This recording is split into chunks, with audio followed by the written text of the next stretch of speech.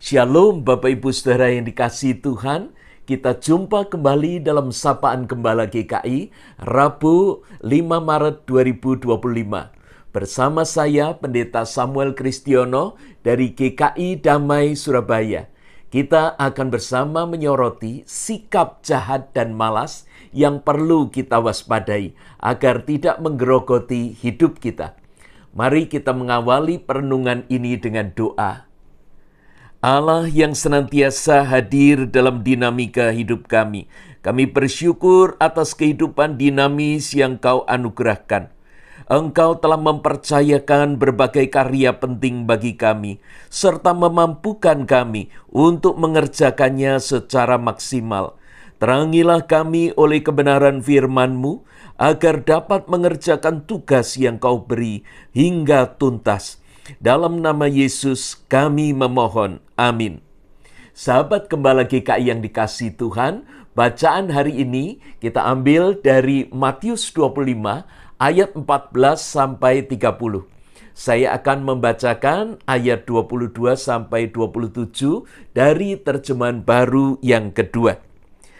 Sesudah itu datanglah hamba yang menerima 2 talenta itu. Katanya, "Tuan, 2 talenta Tuhan percayakan kepadaku. Lihat, aku telah beroleh laba 2 talenta. Kata tuannya itu kepadanya, "Bagus, hai hambaku yang baik dan setia. Engkau telah setia dalam hal kecil. Aku akan memberikan kepadamu tanggung jawab dalam hal yang besar. Masuklah ke dalam sukacita tuanmu." Datanglah juga hamba yang menerima 1 talenta dan berkata, "Tuan, aku tahu bahwa Tuan adalah orang yang kejam, yang menuai di tempat Tuan tidak menabur dan memungut dari tempat Tuan tidak menanam.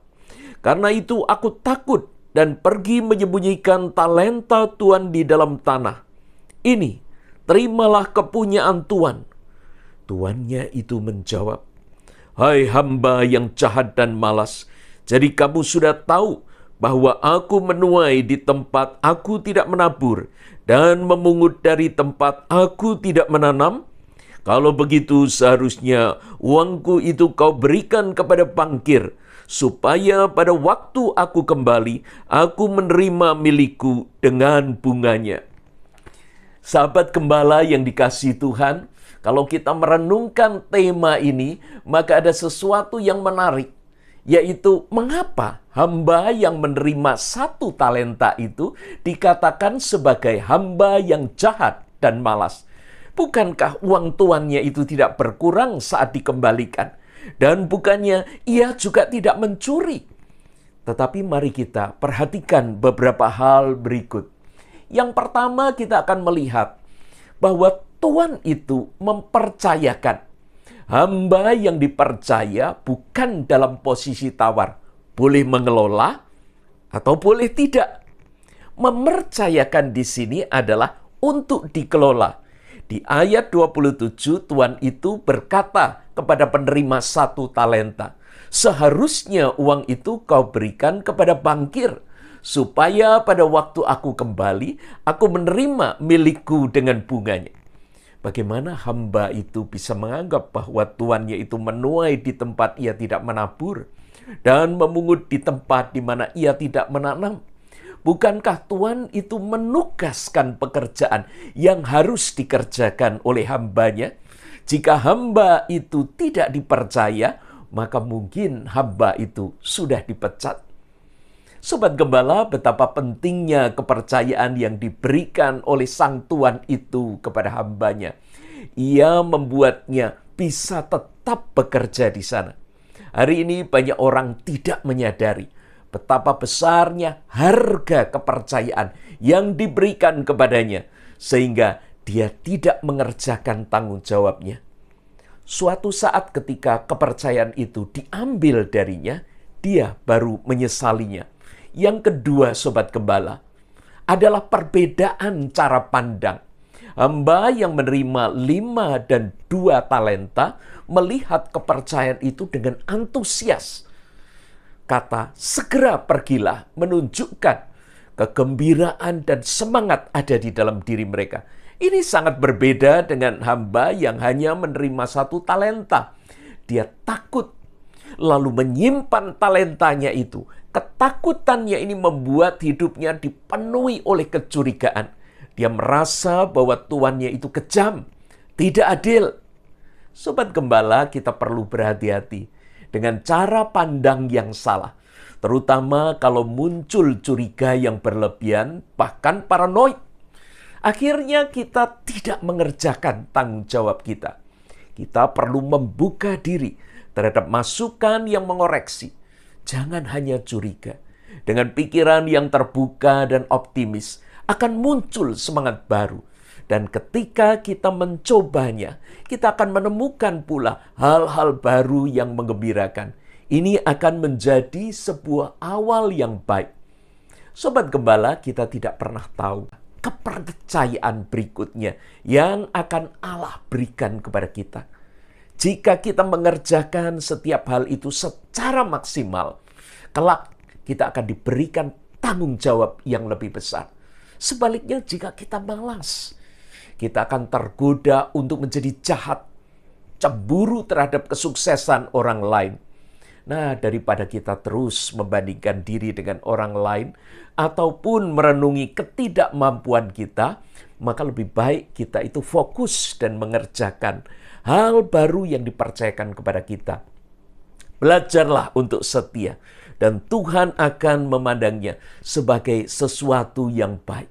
Yang ketiga, Sobat Gembala, kita akan memperhatikan kata menikmati kebersamaan dengan Allah. Tuhan itu berkata, masuklah ke dalam sukacita Tuhan. Dalam bahasa Indonesia sehari-hari diterjemahkan, masuklah dan ikutlah bersenang-senang dengan saya. Sobat Gembala, seringkali kita hanya menikmati segala keberhasilan kita dan fasilitas yang diberikan kepada kita itu sendirian saja. Padahal semuanya itu adalah berkat dari Tuhan. Seharusnya kita menikmati bersama Tuhan. Mengecap semua berkat itu juga dengan cara pandang Tuhan. Sehingga kita bisa bersyukur. Bahkan kita bisa menjadi saluran berkat bagi sesama. Kadang-kadang seorang malah jauh dari Tuhan ketika dia berkelimpahan. Ini disebabkan karena dia hanya menikmati keberhasilannya itu seorang diri. Dia tidak masuk dalam sukacita bersama dengan Allah. Sobat Gembala, ada orang yang bersukacita dan sungguh-sungguh bersyukur. Meskipun dia hanya menikmati hal-hal yang nampaknya kecil. Oh, jangan remehkan itu.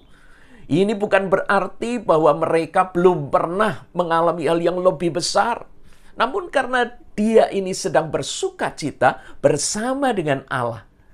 Kini nikmatilah, bekerja sekaligus melayani bersama dengan Allah. Sehingga Allah akan membawa kita ke dalam sukacita bersamanya. Kiranya renungan hari ini membawa kita kepada rasa syukur atas apa yang Allah percayakan. Dan marilah kita mengerjakan semuanya itu dengan penuh sukacita. Mari kita bersama berdoa. Allah yang sudi memberi kepercayaan bagi tiap pribadi.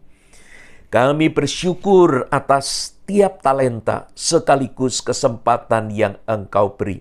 Ampuni jika kami sering menuntut diberi banyak talenta, serta sikap menghakimi dan merendahkan orang lain. Kami ingin belajar untuk lebih bertanggung jawab dalam perkara kecil, agar dapat mempersembahkan totalitas karya yang berkenan kepadamu. Dalam nama Yesus kami berdoa. Amin.